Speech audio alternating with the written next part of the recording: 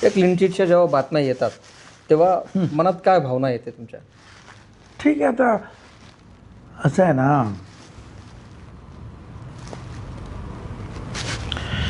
जो खो गया उसी को भुलाता चला गया, जो मिल गया उसी को मुकद्दर समझ गया. ते झालं, आता त्याच्यावर काय रडत बसणार. परंतु कोर्टाने सगळ्या निर्णयाची, अहो ज्या कॉन्ट्रॅक्टरने महाराष्ट्र सदन RTO इथलं ऑफिस आणि आपला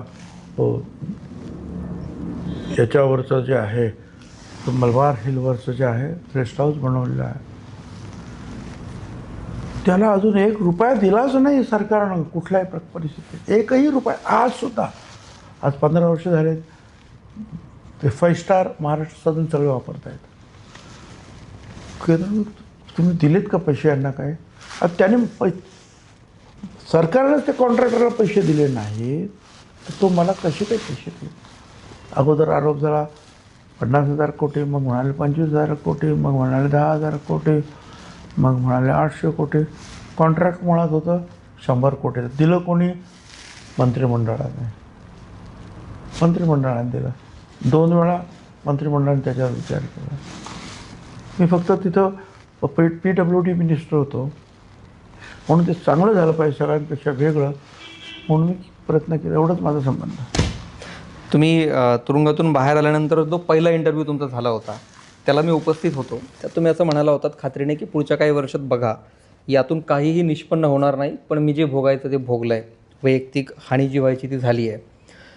त्या सगळ्या मागच्या कालावधीकडे वळून बघताना कोणती सगळ्यात मोठी हानी तुम्हाला आठवते त्या गेल्या काही वर्षातली? तर खूप मोठं ना. एक तर म्हणजे असं आहे की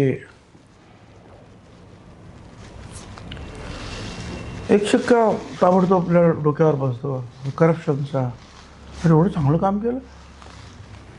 राष्ट्रपतींनी सांगितलं राष्ट्रपती भवनानंतर जर उत्तम इमारत जर कुठली असेल दिल्लीमधली तर महाराष्ट्र भवन.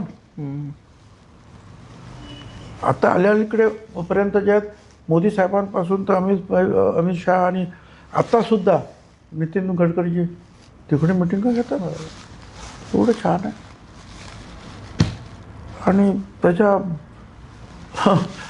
म्हणजे मागे एकदा वर्तमानपत्रात आलं होतं जेव्हा मोदी साहेब तिकडे गेले आणि खासदार वगैरे त्यांच्याबरोबर ते म्हणतो महाराष्ट्र सदन तो बहुत सुंदर, महाराष्ट्र सदन तो हुआ बहुत सुंदर मगर बनाने वाला गया अंदर.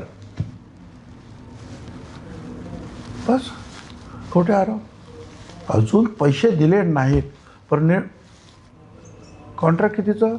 100 कोटीचं. त्याचा 1 रुपया दिला नाही अजून.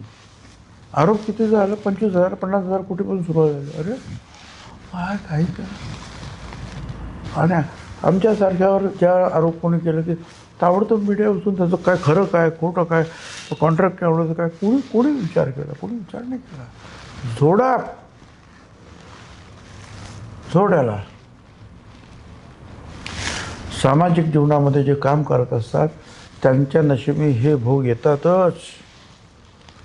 कुणी असेल मग ते महात्मा फुले असतील, नाही तर शाळा सुरू करण्यावाले सावित्रीबाई फुले असतील, बाबासाहेब आंबेडकर, हे आम्हाला भोगावंच लागणार आहे. म्हणजे कुटुंबालाही खूप तुमच्या भोगावं लागलं. 2-2.5 वर्ष मी समीर भुजबळ आतमध्ये पंकजच्या पाठीमागे पोलीस लागलेले, तो वर्षभर, 1.5 वर्ष काय 2 वर्ष घराच्या बाहेर. आणि वकिलांचे खर्च काय सगळे कितीतरी वर्ष मागे जातो मनुष्य. तो मनाने जातो, समाजामध्ये जातो, सगळ्याच गोष्टीत तो मागे जातो. त्याच्या अगोदर तेलगीचा माझ्यावर डाग लागला आणि सुप्रीम कोर्टाने जे आहे माझी CBIची केस CBIने चौकशी केली. CBIने त्यावेळेस मी उपमुख्यमंत्री होतो, होम मिनिस्टर होतो. बरोबर. पण त्या तेलगीमुळे माझा राजीनामा द्यावा लागला मला. आणि सुप्रीम कोर्टाने जेव्हा आणि ते CBIने जेव्हा दिली काय तुमच्या 400 ट्रकभर कागद, तर भुजबळ हे नाव कुठं आलंच नाही, नावच नाही. पण उपमुख्यमंत्रीपद गेलं. एकदम असा आलेख वरती जात होता, सर छट तिचे खाली आला. सामाजिक जीवनामध्ये काम करणाऱ्या माणसांना हे भोगावंच लागतं.